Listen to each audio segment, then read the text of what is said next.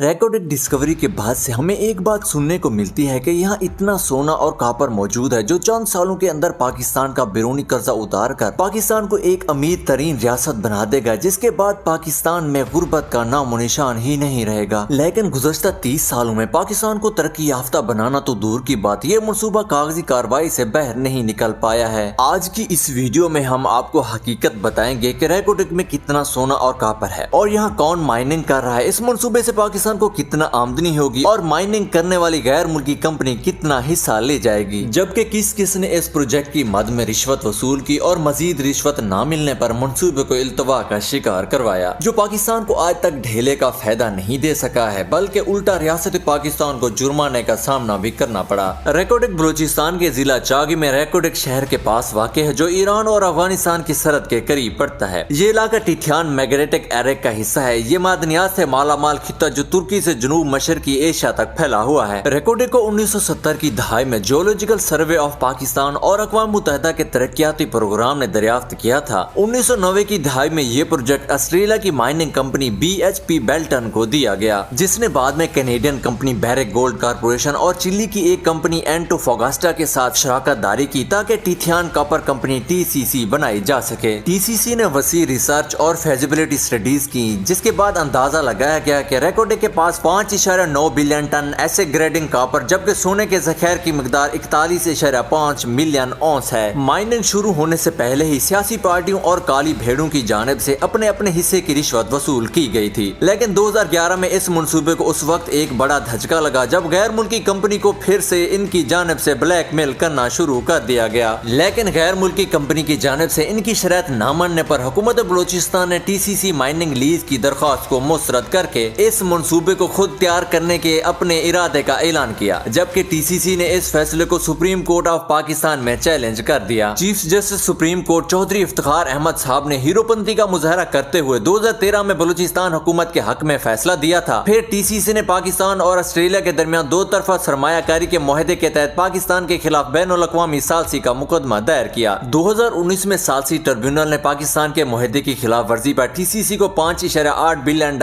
हर्जाना सूद समेत अदा करने का हुक्म दिया। पाकिस्तान ने इस फैसले के खिलाफ आलमी बैंक के international centre for settlement of investment disputes में अपील की, जिसने 2021 में इस अवार्ड को मंसूख कर दिया। 2020 में बैरेक गोल्ड कारपोरेशन और एंटोफागास्टा ने पाकिस्तान के साथ अदालत से बहस तस्फिया किया, जिसने इस मंसूबे को 50% हिस्से के बदले में तमाम कानूनी दावे खत्म करने पर इत्तफाक किया। बकिया 50% हिस्से में दो हिस्सेदार बने, जिनमें 25% वफाक जबकि 25% हिस्से सूबा बलूचिस्तान को दिए गए। प्रोजेक्ट की तश्कील 9 दिसंबर 2022 में सुप्रीम कोर्ट ऑफ पाकिस्तान की जानिब से साजगार राय हासिल करने और मतलूबा कानून साजी के बाद मुकम्मल हुई। रेकोडिक माइन प्रोजेक्ट कम अज कम 40 साल पर मुश्तमिल है। मंसूबे पर 2 मरहलों में काम होने की तवक्को है, जिसकी मुश्तरका प्रोसेसिंग सलाहियत 80 मिलियन टन सालाना होगी। पहले मरहले की गुंजाइश 40 मिलियन टन सालाना होगी और इसमें औसतन 2 लाख टन तांबा और 2,50,000 औंस सोना सालाना पैदा होगा, जबकि दूसरा मरहला सलाहियत और पैदावार को 2 गुना कर देगा। इस मंसूबे के लिए तकरीबन $3.3 बिलियन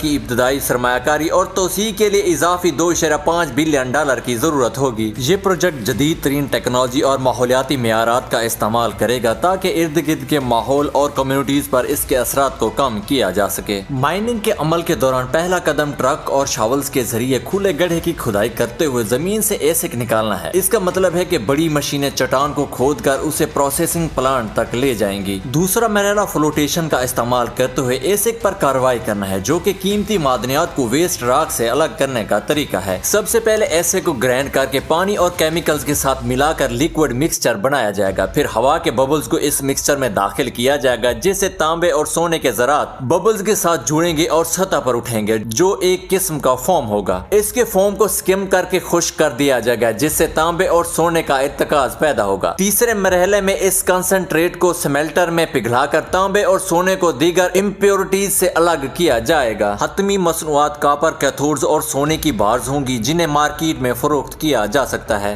ریکارڈنگ میں مائننگ کے لیے ٹرانسپورٹ سسٹم ایک اہم حصہ ہے جس کے تحت مختلف آپشن زیر غور ہے۔ آپشن 1 ریکارڈنگ سے گوادر بندرگاہ تک سلاری پائپ لائن کا استعمال۔ اس آپشن کے لیے ایسے کو کچل کر سلاری یعنی گارے میں تبدیل کرنے کی ضرورت ہوگی، جس کے بعد اسے 680 کلومیٹر طویل پائپ لائن کے ذریعے بندرگاہ تک پہنچایا جائے گا۔ اس آپشن سے مؤثر لاگت اور ماحول دوست ہونے کا فائدہ ہوگا، لیکن اس کے لیے گوادر بندرگاہ پر بلک کنٹینر ٹرمینل کی تعمیر کی بھی ضرورت ہوگی، جس کی فی الحال کمی ہے۔ آپشن 2 ریکارڈنگ سے پورٹ قاسم تک ریلوے لائن کا استعمال ہے۔ اس آپشن کے لیے نوکنڈی سے ریکارڈنگ تک برانچ ریلوے لائن کی تعمیر اور نوکنڈی سے روہڑی اور کراچی تک موجودہ ریلوے نیٹ ورک کو استعمال کیا جائے گا۔ اس آپشن سے زیادہ جہازوں کی آمد رفت کے ساتھ ایک قائم شدہ بندرگاہ کا استعمال کرنے کا فائدہ ہوگا، لیکن اس کے لیے موجودہ ٹریک کو اپ گریڈ کرنے کی صلاحیت اور آپریشنل مسائل کو حل کرنے کی بھی ضرورت ہوگی۔ آپشن 3 ریکارڈنگ سے پورٹ قاسم تک روڈ اور ریل ٹرانسپورٹ کے کمبینیشن کا استعمال ہے۔ اس آپشن کے لیے ریکارڈنگ سے کوئٹہ تک دھات کی نقل و حمل کے لیے ٹرکوں کے استعمال اور پھر کوئٹہ سے کراچی تک موجودہ ریلوے نیٹ ورک کے استعمال کی ضرورت ہوگی۔ اس آپشن سے نئی ریلوے لائن کی تعمیر سے بچنے کا فائدہ ہوگا، لیکن اس کا نقصان بھی ہوگا۔ یہ دوسرے آپشن کی نسبت زیادہ مہنگا، وقت طلب اور ماحول کو نقصان پہنچانے والا ہے۔ ریکارڈنگ پاکستان کی معیشت خاص طور پر پسماندہ صوبہ بلوچستان کے لیے ایک بڑا معاون ثابت ہوگا۔ اس منصوبے سے پاکستان کو تقریباً $2.5 بلین